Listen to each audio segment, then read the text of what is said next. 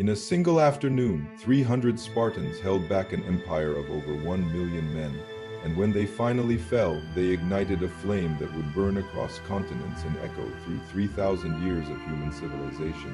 What if I told you that the world you live in today was shaped not by ideas or inventions, but by blood-soaked fields where the fate of billions hung on the swing of a sword? This is Clusterstory, where we take a deep dive into history to get a great understanding of how we got here. Hit the subscribe button, turn on the bell, like and share this video, The Invisible Threads of War.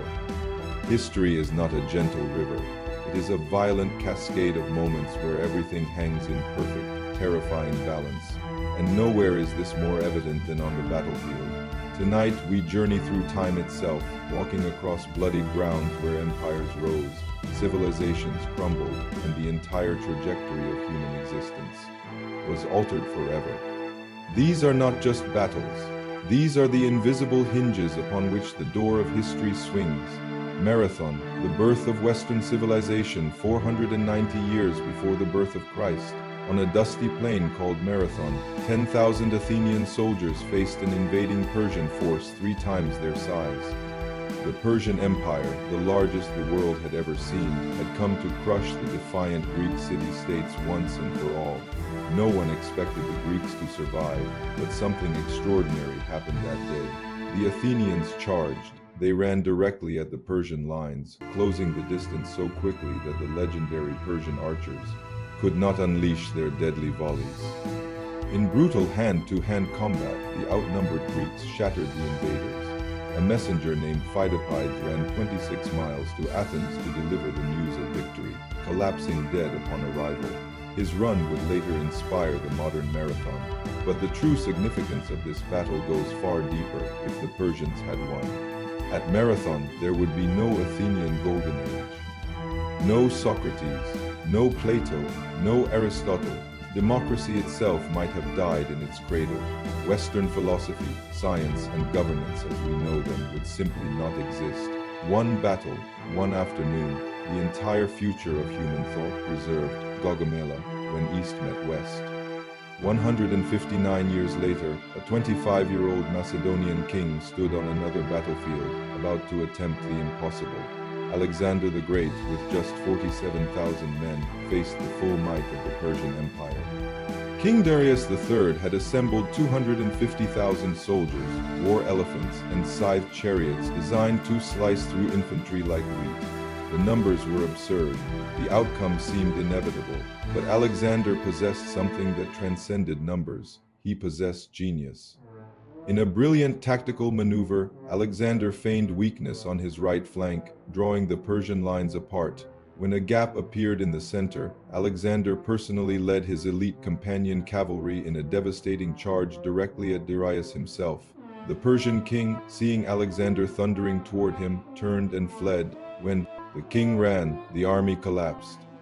In that single moment, the greatest empire on earth shattered. Alexander would go on to conquer lands from Egypt to India, spreading Greek culture, language, and ideas across the known world. This cultural fusion, called Hellenization, would shape the Roman Empire, influence early Christianity, and lay the foundations for the modern Western world. One young man, one impossible charge, history rewritten forever. Tours. The battle that saved Europe. The year is 732. A massive Islamic army, having already conquered the Iberian Peninsula with terrifying speed, now pushes deep into the heart of Francia. If they succeed, all of Christian Europe lies open before them.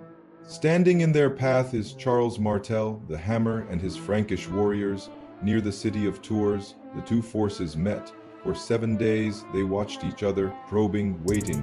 When the battle finally erupted, it was chaos incarnate. The Frankish infantry, armed with axes and shields, formed an impenetrable wall against the cavalry charges of Abdulrahman al-Ghafiqi's forces.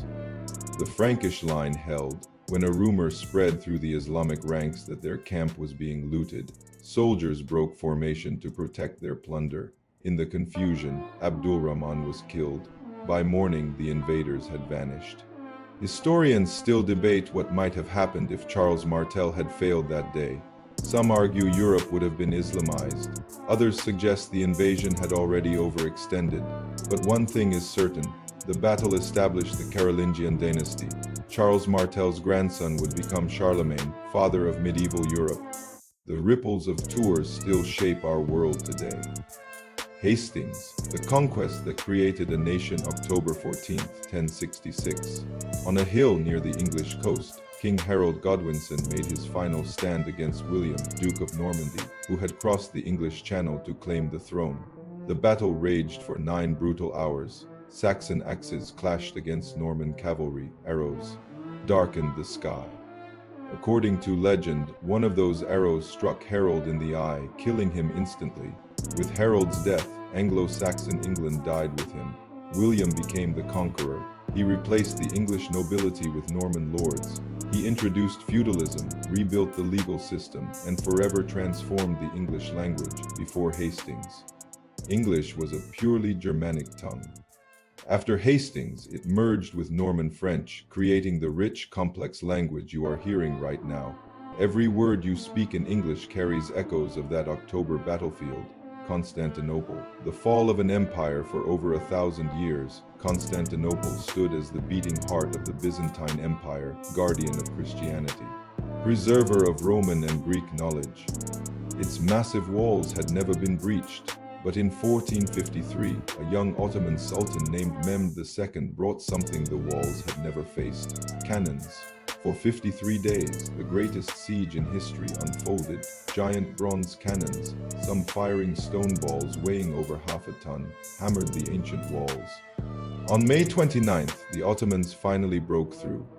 Emperor Constantine XI died fighting in the streets, the last Roman emperor, ending a lineage stretching back 1,500 years. The fall of Constantinople sent shockwaves across Europe. Greek scholars fled westward, carrying ancient texts that would fuel the Renaissance. Trade routes to the east were disrupted, pushing Europeans to seek new paths across the ocean. Some historians argue that the discovery of America itself was an indirect consequence of Constantinople's fall. One city, one siege. The medieval world ended. The modern world began. Stalingrad, the turning point of the 20th century winter, 1942.